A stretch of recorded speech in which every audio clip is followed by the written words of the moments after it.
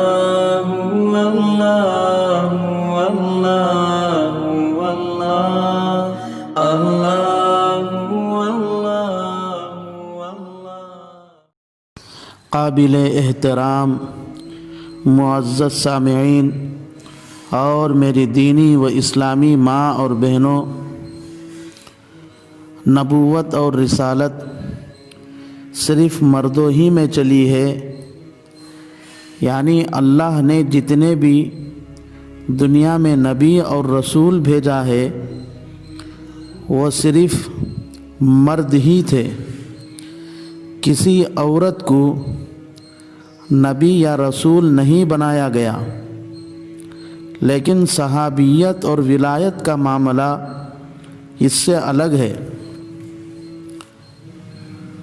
جس طرح صحابیت کے مقام کے لیے اللہ نے بے شمار عورتوں کا انتخاب کیا ہے، جس کی وجہ سے بہت سی عورتیں رسول اللہ صلی اللہ علیہ وسلم کی حیات میں اسلام اور ایمان قبول فرما کر صحابیت کے مقام سے سرفراز ہوئیں، اور مردوں کی طرح عورتیں بھی دین کے لیے اپنے جان اور مال کی قربانی پیش کر کے اللہ کی طرف سے دنیا ہی میں رضامندی کا پروانہ حاصل کیا ہے۔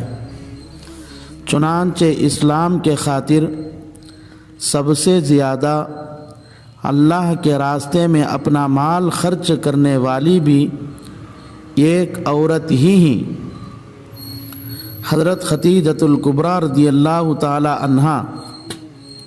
چنانچہ رسول اللہ صلی اللہ علیہ وسلم نے ارشاد فرمایا، جس کا خلاصہ اور مفہوم یہ ہے کہ خدیجہ کے مال سے مجھے اسلام کے خاطر جتنا نفع پہنچا، کسی اور کے مال سے اتنا نفع نہیں پہنچا ہے۔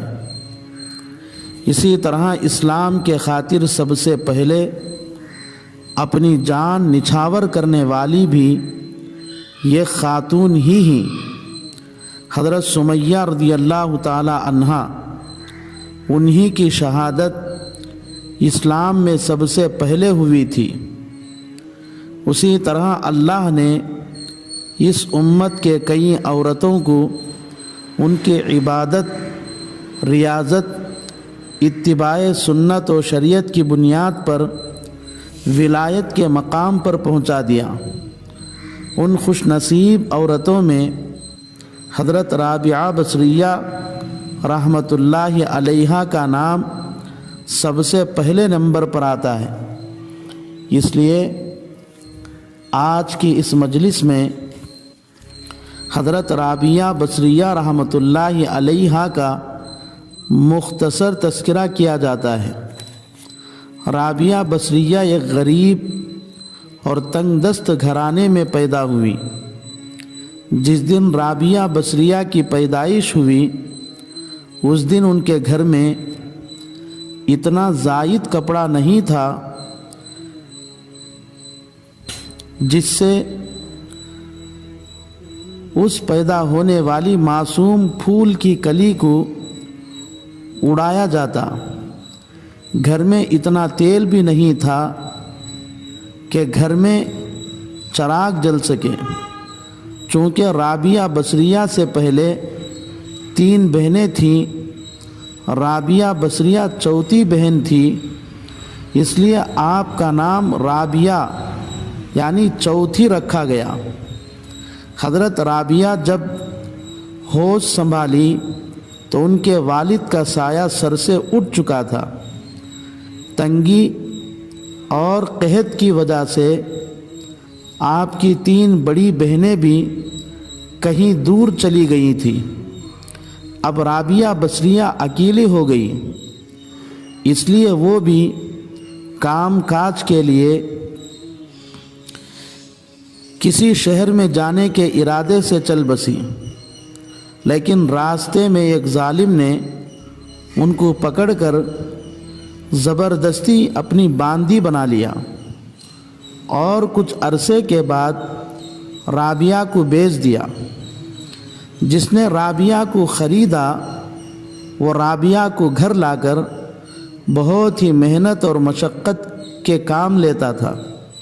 ایک مرتبہ کہیں جا رہی تھی، راستے میں گر کر ہاتھ ٹوٹ گیا۔ رابعہ بصریہ اس وقت نہایت غمگین سجدے میں سر رکھ کر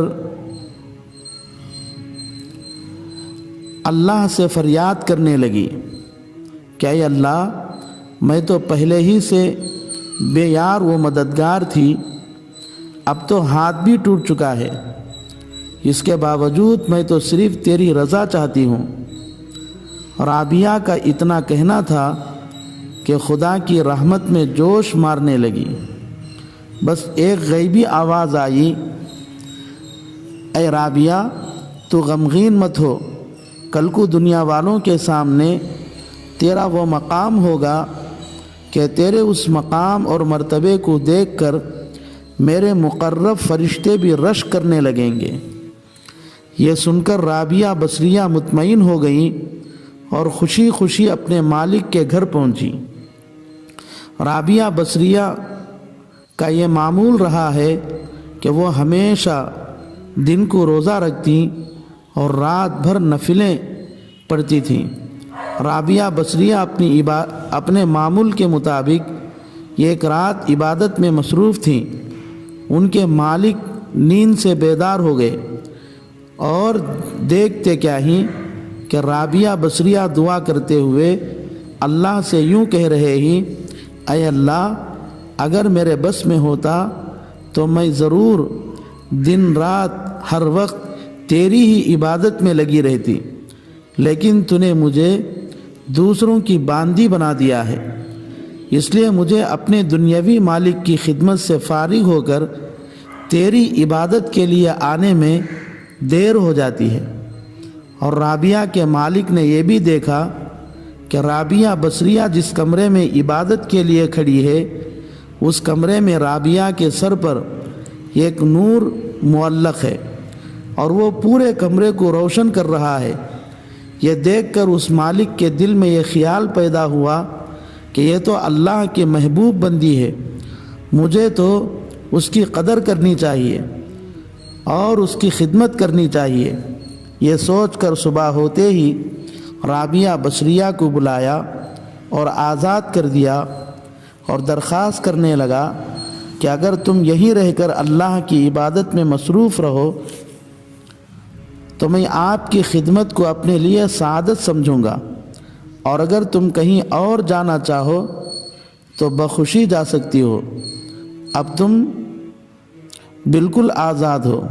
یہ سن کر رابعہ بصریہ نے اپنے مالک کا شکر ادا کرتے ہوئے کہا، تم نے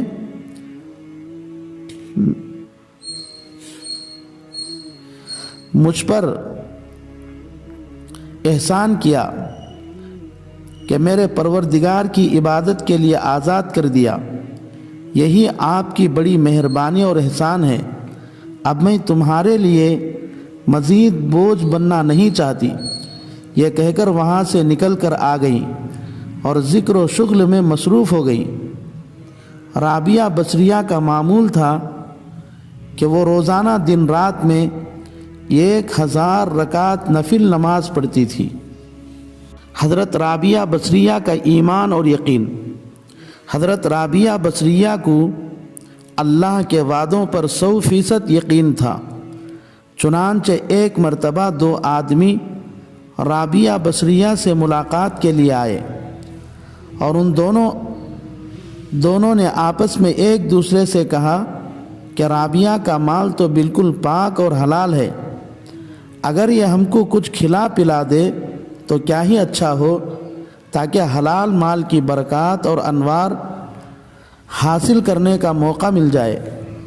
اتنے میں رابعہ بصریہ کے دروازے پر ایک سائل مانگنے والا فقیر آیا اور کھانا مانگنے لگا۔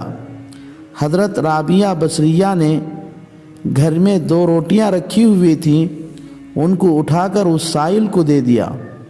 تھوڑی دیر کے بعد ایک باندی ایک توشہ لے کر حضرت رابعہ بصریہ کے پاس آئی اور کہا کہ میری مالکن نے آپ کے لیے تحفہ بھیجا ہے۔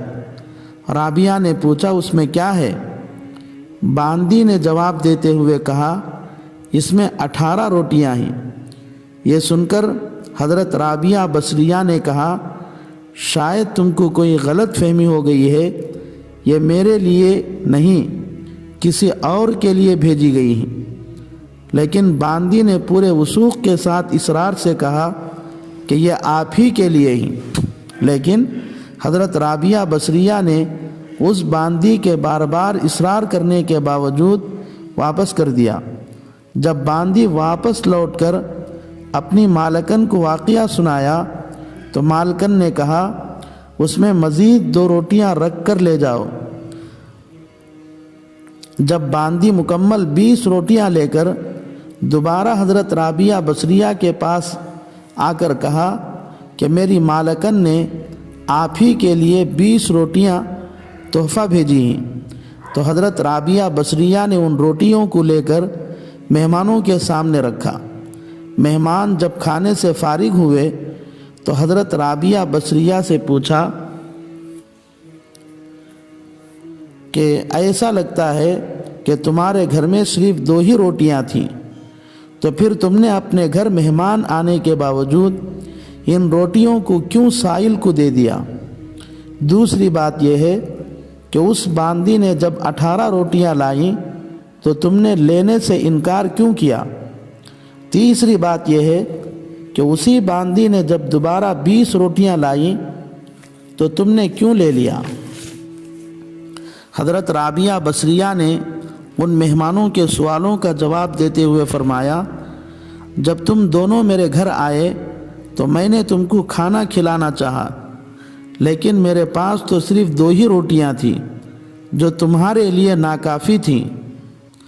چونکہ قرآن مجید کے مطابق اللہ نے ایک کے بدلے دنیا ہی میں 10 دینے کا وعدہ فرمایا ہے، اس لیے میں نے ان 2 روٹیوں کو صدقہ کر دیا تاکہ اللہ مجھے 2 روٹیوں کے بدلے 20 روٹیاں دے تاکہ میں تم کو پیٹ بھر کر کھانا کھلا سکوں۔ دوسرے سوال کا جواب دیتے ہوئے فرمایا جب اس باندی نے صرف 18 روٹیاں لے کر آئی تو چونکہ مجھے میرے پروردگار کے وعدے پر مکمل بھروسہ تھا کہ وہ مجھے مکمل 20 روٹیاں دے گا، کم نہیں کرے گا، اور اس میں جب 2 روٹیاں کم تھیں تو میں نے انکار کر دیا۔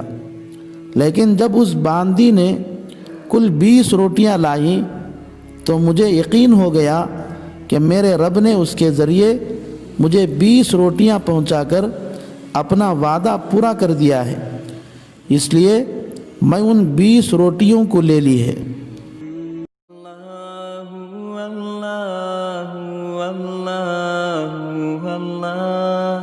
اللہ اللہ اللہ اللہ